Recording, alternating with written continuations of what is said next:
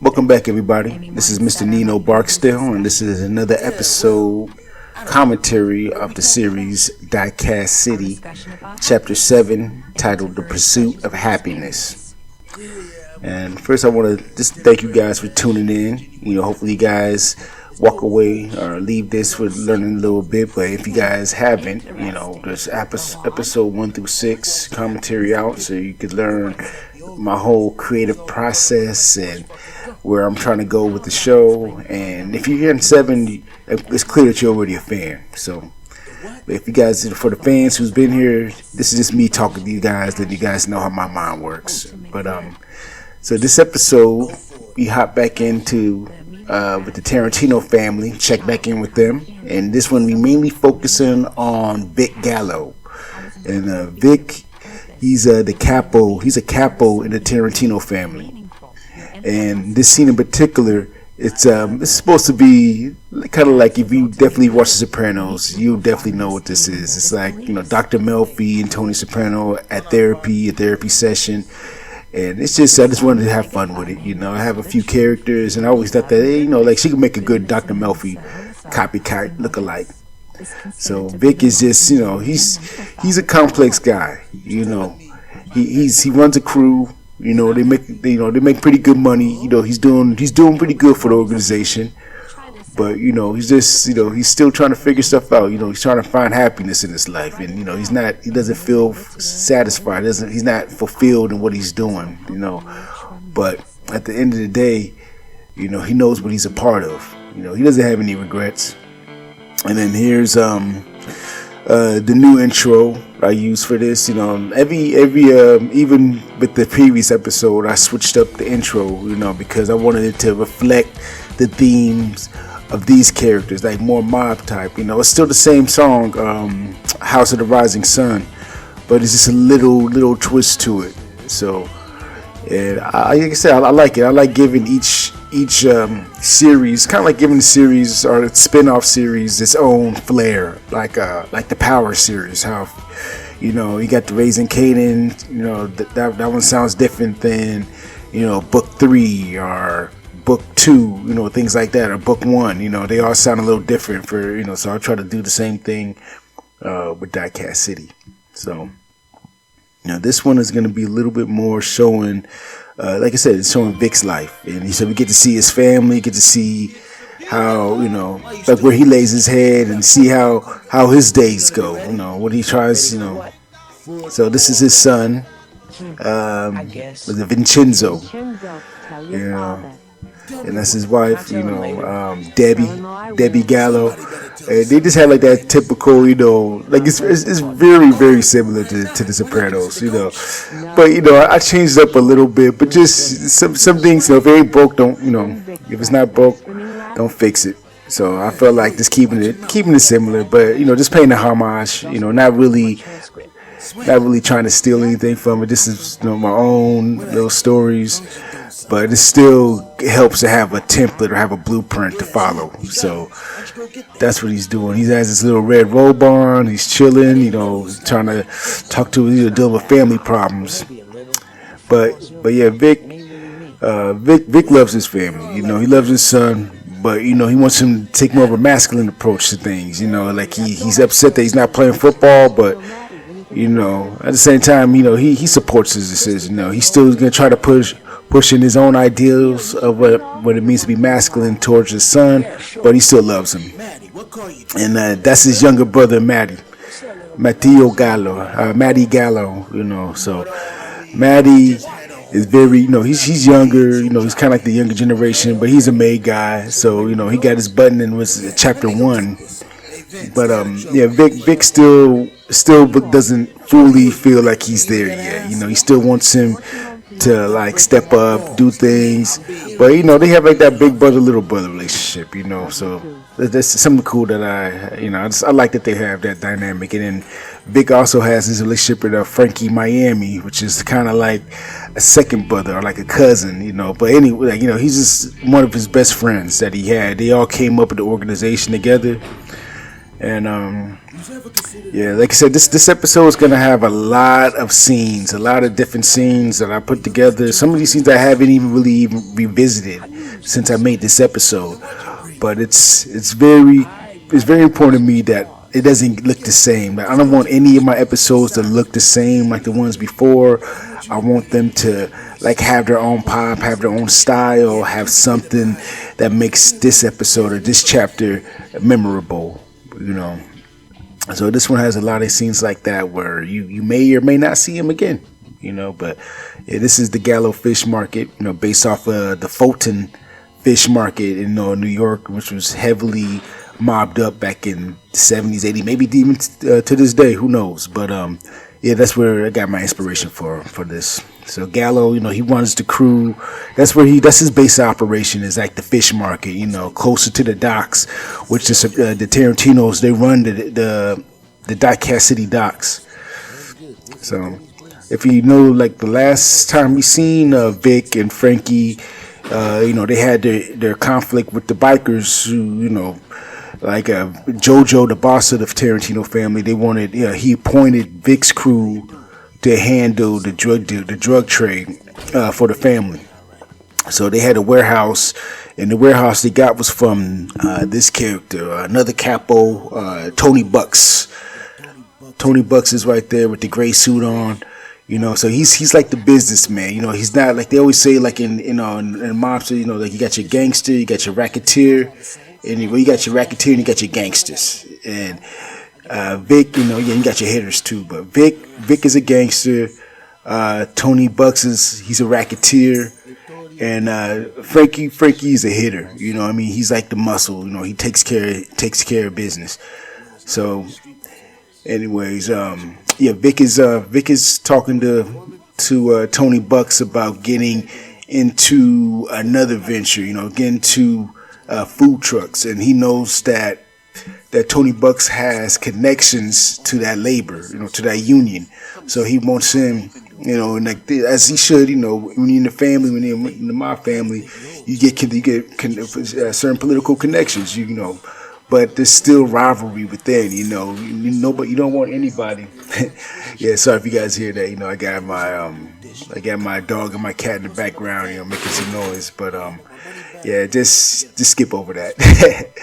But yeah, it's one of those things where like they're both capos. They both are trying to be earners. One is already established earner, another one's trying to get there to be an earner.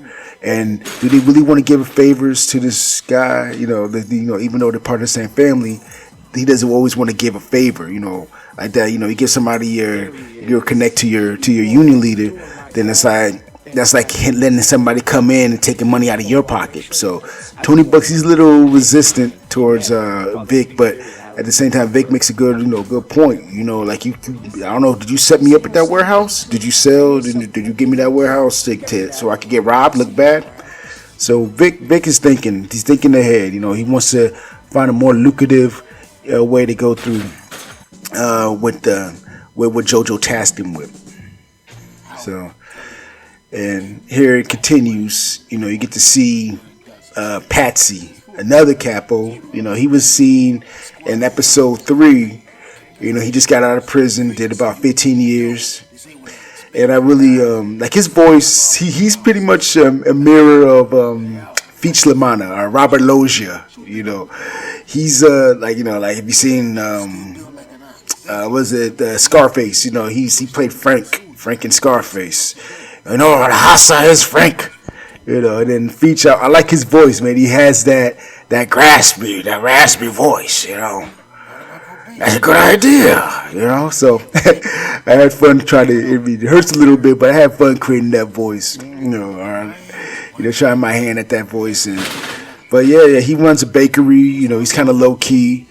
But he is another person that he reaches out to because Vic's not a restaurant guy. He doesn't know about cooking and all that, or running a business like that. He runs a fish market, but he's getting the wheels in motion So Tony Bucks to kind of give him like the licenses and approve him to get the food trucks, but then he also has Patsy to over there to kind of make it look legit. Using his his some of his restaurants could push the food out and then also sell drugs through some of these trucks. So that's the big thing. These food trucks are fronts for Vic to distribute drugs without being stagnant, without being in one location. They get to bounce around. So Vic, it just shows how resourceful Vic is with the other capos in the organization. So he's not afraid to reach out, talk to people. He's generous. He likes to he'll share. He wants to be partners with them. Figure different things out. So here's Frankie, trying to do what Frankie does best, little intimidation tactics towards getting the union guy to hurry up and push the paperwork through to get them the trucks. So now, like you said, this is just showing how they do their strong arm and showing how effective he is. And I feel like I like this scene. I like it a lot. Just have the Office. Like even got Tommy. That's like his guy. That's his junior guy that he's like kind of schooling. So like I said, you'll see Frankie and you saw Frankie a little bit in the chapter 6. But when I deal with the Tarantino family, with the mob, that's when you really get to see Frankie. So yeah. It's pretty effective.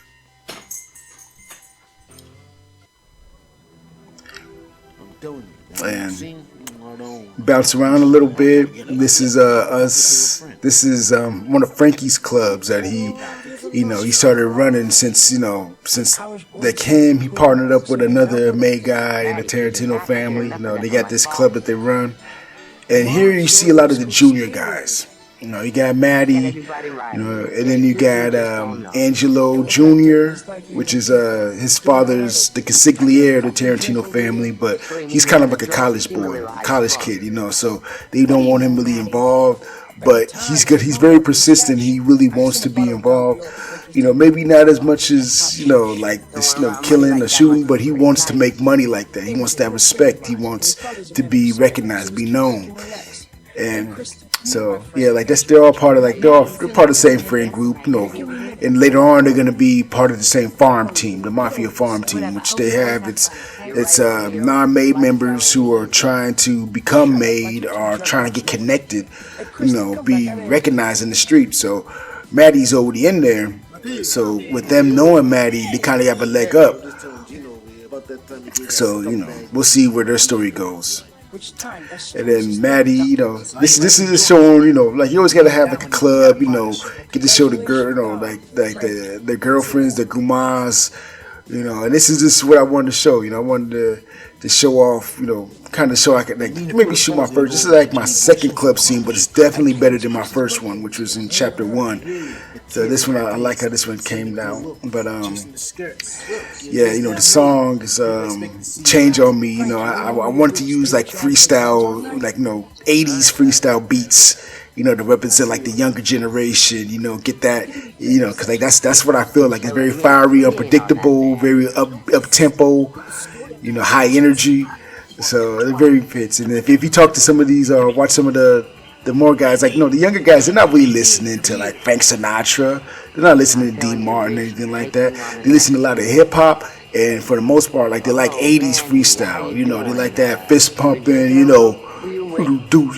like that kind of music. So it's I wanted to be authentic, try to figure out, because I can't have everybody listening to Frank Sinatra and Dean Martin all throughout the show. You got different age groups. So I feel like it fits. Yeah. And this is Petey, another son of another capo. So these guys, this is pretty much just introducing these characters. And Frankie here comes, muscling in, and taking care, because they know who Frankie is. Come on, Frankie. And Frankie, he's out there, making sure nobody fucks around in his club. So he has, so Petey's definitely going to be coming back. Angelo Jr., That's just like a soft introduction to who they are. You get more into them a little bit later.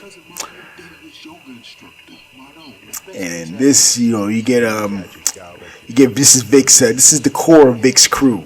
You got Frankie Miami. You got Tommy. He's one of Frankie's guys. You got Louis over there on the frying up the steak. He's another main guy. You got Bobby, and then you got Maddie. Like those are like the core of his organization. Each one of them do different things. Frankie takes care of the drug distribution and the food trucks. Louis handles the betting shops. Maddie does like hijacking and all that. And Bobby, he runs like the warehouses that they got, like where they have like the stolen goods and loot. They bring it to them, Bobby, so like all of them they all play a role in Vic's crew, which Vic's crew plays a role in the Tarantino family. So this is how a mob works, like every captain or every crew, they got like they're in charge of their own rackets. So that's why Vic is very valuable to the team. He's a very effective boss, very effective capo, and his crew respects him. And he's just right now, I just want to show their camaraderie, get a chance to see them, like how they hang out. They out there playing cards, cooking, very much like this, like Satriali's, or like how they hang out at the Bada Bing, So, they over there breaking each other's balls. Why you breaking my balls for? Like they over there. And, it's just a fun scene. I wanted to just let you see that. A lot of pieces went into this scene as well. A lot of different props, mainly from like mini foods. The money, I Xerox them and cut it and make my own. And sometimes, I think Mini Brand, they had like they were like stacks of like 100 stacks of 20 that would come in those little toy mystery balls. You get them, and then you never know what you're gonna get. But I got a lot of those, so I use between making my own and using those from the Mini Brand toys. Like a lot of this stuff is, I love how it came. You got the kitchenette, you got like a stove top, you got the tables, the chairs, and this really feels like like it's a lived-in place. Like they really spend their time there. And so that's this episode closed. I just want to say thank you again for tuning in. Definitely one of my like I said, from here on out, like each episode to me gets better and better. And I just want to say thank you guys for tuning in. I'll see you on the next round. Peace.